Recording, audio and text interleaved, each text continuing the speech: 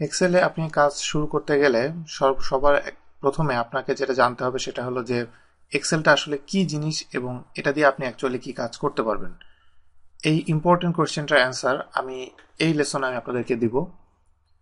এখানে normally Excel দিয়ে আপনি আসলে কি করতে পারবেন সেটা নিয়ে আমি কথা বলছি। তো এক্সেল দিয়ে আপনি অনেক কিছুই আপনি করতে পারবেন। তো এটার আসলে কোনো ক্যাটাগরি নাই যে আমি এই কয় ধরনের আমি কাজ করতে পারবো।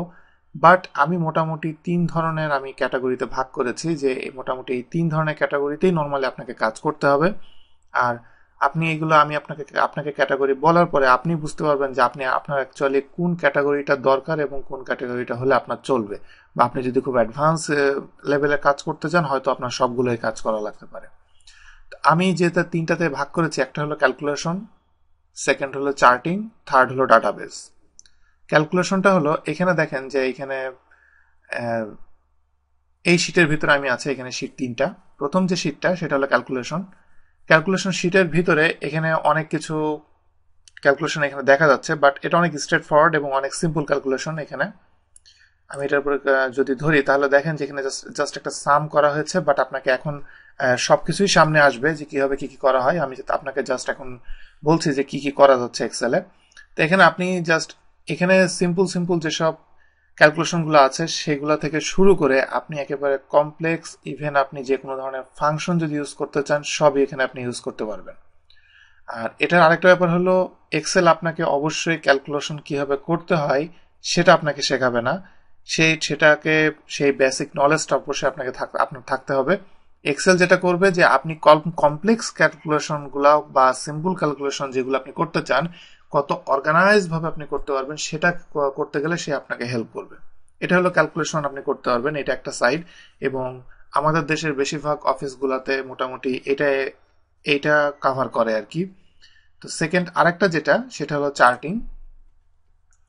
চার্টিং জিনিসটা হলো যে এখানে দেখেন যে এখানে যে একটা চার্ট হয়েছে, চার্টটা কিন্তু আসলে প্রথমে যে এখানে যেসব ক্যালকুলেশন দেখছেন ডান দিকে, কিন্তু এই চার্টটা কিন্তু এই ওয়ার্কশিটের উপরে বেস করে এই চার্টটা তৈরি করা হয়েছে। তো এখন এখানে যে চার্টটা তৈরি করা হয়েছে এই চার্টটা করতে গিয়ে আমার খুব একটা কষ্ট হয় নাই, কারণ আমি 2-3 ক্লিকে আমি চার্টটা পেয়ে গিয়েছি। এক্সেল এমনই একটা পাওয়ারফুল একটা টুলস যেটাতে আমার চার্ট করতে গেলে এরকম অনেক সুন্দর, এই চার্টটা দেখতে খুবই সুন্দর, 3D এনভায়রনমেন্টে আছে চার্টটা। তো এই ধরনের চার্টের ক্ষেত্রে আমাকে জাস্ট 1-2 ক্লিকেই আমি এই ধরনের চার্ট আমি পেয়ে যাব। তো এরকম চার্ট তৈরি করার ক্ষেত্রে অনেকে আছে যাদেরকে এই চার্ট বিভিন্ন ধরনের শেপে চার্ট তৈরি করা লাগে। তো আপনারা এই চার্ট সেকশনে এই সব কিছুই আপনি এক্সেল আপনি করতে পারবেন। তো মোটামুটি আমাদের দেশে এই ক্যালকুলেশন এবং চার্ট এই দুইটা জিনিস যদি একজন জানে তারা মোটামুটি বেশিরভাগটাই কাভার করে যায়। আর থার্ড সেকশন যেটা সেটা হলো তার ডাটাবেস।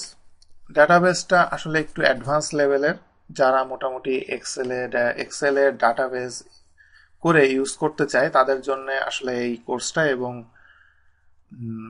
এই যে ডাটাবেজের উপরে যে কোর্সগুলা এইগুলো সামনে আসবে, এটা হলো এক্সেল এসেনশিয়াল ট্রেনিং, যেহেতু এখানে সবই বেসিক জিনিস দেখানো হবে। এবং সামনে এটার পরে নেক্সট যেসব কোর্সগুলো রিলিজ হবে এক্সেল 2010-এর, ওইখানে অবশ্যই আপনারা এই জিনিসগুলো আপনি পাবেন। তো ডাটাবেসটা হলো যে আপনি আপনার বিভিন্ন 1000 বা 1 লাখ বা 2 লাখ 10 লাখ আপনার ডাটা আছে, এই ডাটাগুলোকে আপনি ওখান থেকে স্পেসিফিক কিছু ডাটা নিতে চান, ফিল্টার করতে চান।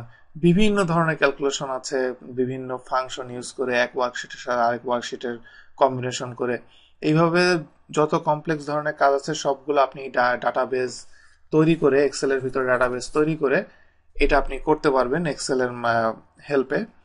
তো মোটামুটি এই 3টা ক্যাটাগরিতে আপনাকে কাজ করতে হবে।